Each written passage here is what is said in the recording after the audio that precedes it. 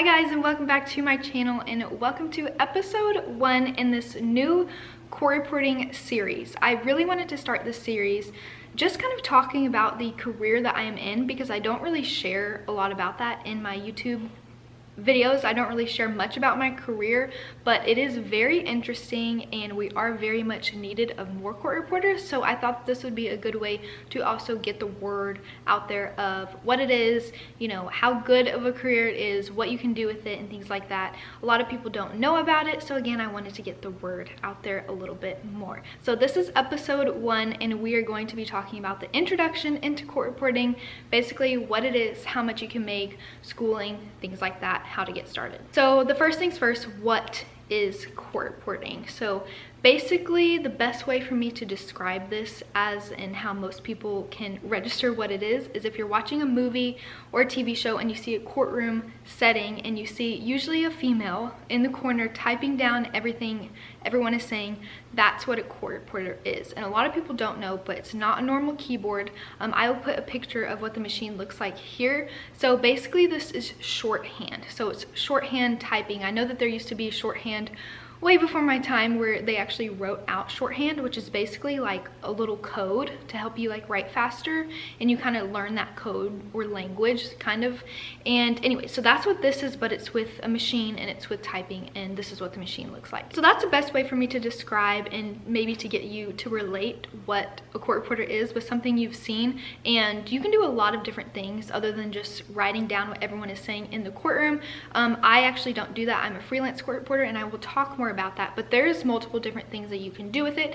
But basically you're getting down a verbatim record using shorthand of what everyone is saying in a legal proceeding. And the reason why we are so needed is because if you've ever seen like a transcript from either a court proceeding or any other legal proceeding, that basically is what, if something does go to trial, they will be referring to while making decisions on that said matter. So that is a legal real record document. That's what we are writing down. So what we are typing is the legitimate record of someone's case. So it is extremely important. And just a little bit about like digital recording / AI. Yes, they have tried it in courtroom settings and legal settings, but it just doesn't work as well. As you can imagine, there's all these kind of errors with computers and technology, and yes, humans have errors too, but we are able to connect with the other humans that are in the room with us, stop them if we need to, ask questions. We also can identify speakers who are there, and you know, artificial intelligence can do that to a certain degree, but you really need a human court reporter, and most high up judges and attorneys know that there's nothing better than an actual physical human court reporter in the room. So I just wanted to talk about that because I'm sure some people are maybe thinking like, well, can't we just record this? Things are pretty good at recording. They've tried. I know that there was something they tried in the Supreme Court and it ended up being like a disaster and someone like got off. So anyway, there's a bunch of like horror stories about that. So there's just nothing better than a human court reporter. So that's how important we are needed. It is very important, and not a lot of people know about this field. I don't know why younger people don't know about this very much.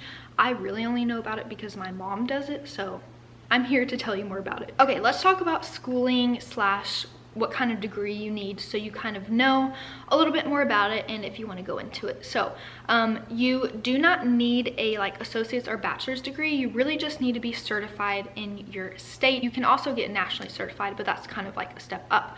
So really you just need to be certified in your state. It's basically like the attorneys need to take the bar to get certified.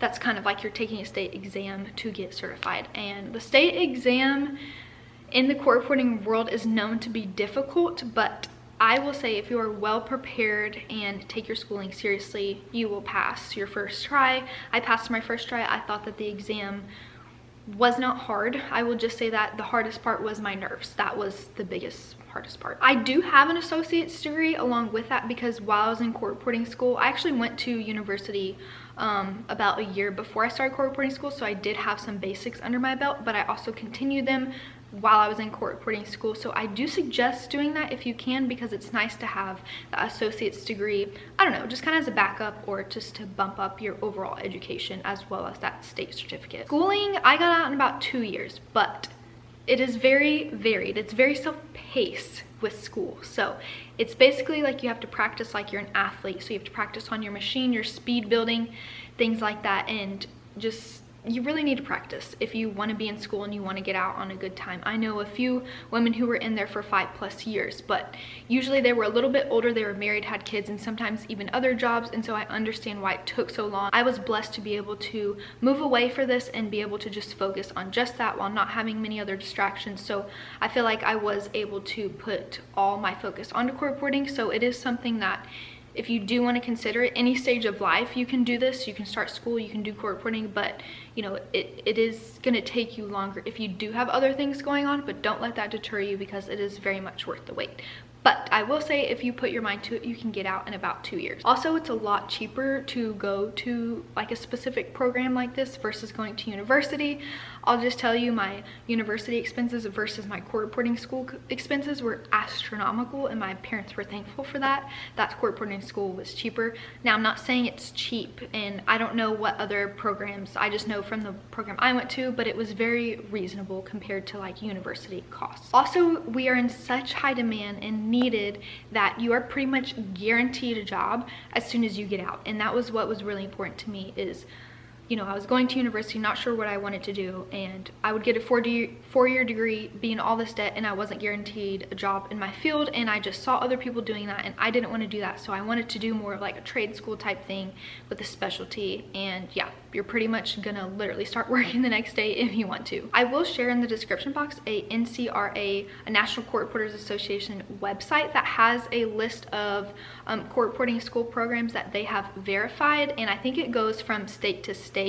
You can message me or comment down below if there's information that you don't see on here or I'm not talking about and you want to know more. Just message me or comment and I will try to get you that information. But I will link a list of schools if you want to look more into that. And then there's so many people who are willing to help you once you email them or call that school and just get more info. Okay, what everyone wants to know, how much we make, and it is kind of an annoying answer because again, it is super varied. I would say that the median earnings of a court reporter, and this is just off the top of my head of being in the career and knowing other court reporters, I would say is between 60 to 80,000.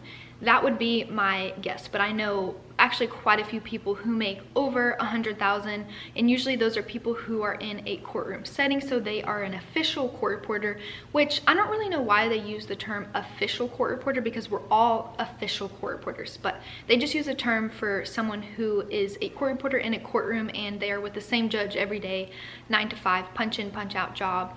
They have a salary, they have 401k, benefits, things like that. They call those official court reporters. I don't really know why, but you can make really good money doing that because it's kind of set money and you're getting paid from the county, and then you can also get transcript orders on top of that. So I know a few people who have made around 130 to 140,000 doing that, but that's also like working a lot, working on transcripts.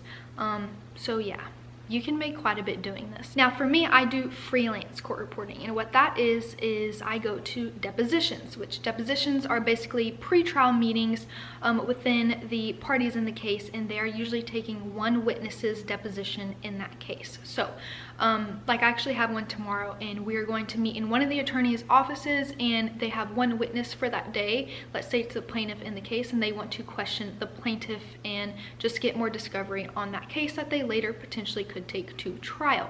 So that's what my record will eventually go to if they go to trial. So I will go to their office and set up, and they will ask questions to the witness. It's question answer, and I will just take it down, and then I will come home and work on it and just fine tune it and send it to the attorneys, and they could again potentially can use that in the future with their case. So most of my work is from home. I go and take the deposition, but most of my work is from home, which I really like the freelance side of it. And I also get to create my own schedule with that. If I don't want to work for 2 weeks, I just don't schedule a deposition. I can talk more in another video about depositions in particular because I don't want to get into much about that here because I feel like I can talk about it forever, but those are just the two main things that people use court reporting for in a court, an official court reporter, and also depositions. You can also do captioning, which you sometimes see on TV, the captions of what people are saying live, usually on sports.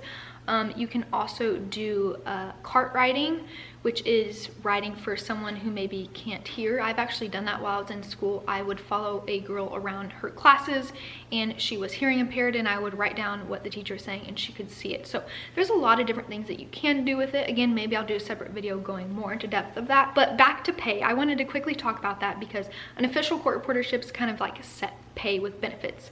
Freelance, which is what I do not have benefits, so that is a big con to doing freelance depositions, but I like the freedom side of it as well. And also a good thing about depositions is you can really make as much as you want to or as little as you want to. So like, let's say, you know, one day I have a baby and I don't want to work for 3 months. Well, I don't have to call in and get sick days, but I'm not making money, so I don't have maternity leave. So it's kind of a pro and con within itself. But yeah, let's say that year I want to take 3 months off. Well, I wouldn't make that much that year versus a year where I worked all 12 months. So really it's however much you want to work.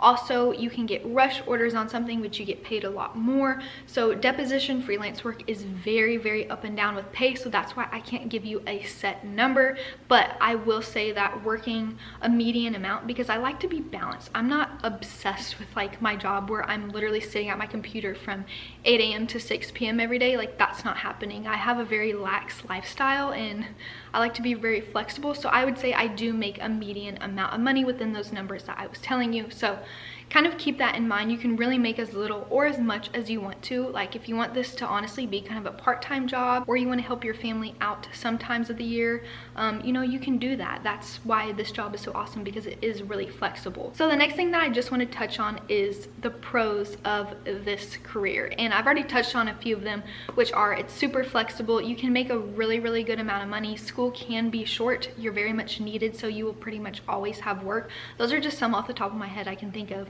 But yeah, it's just a really good career.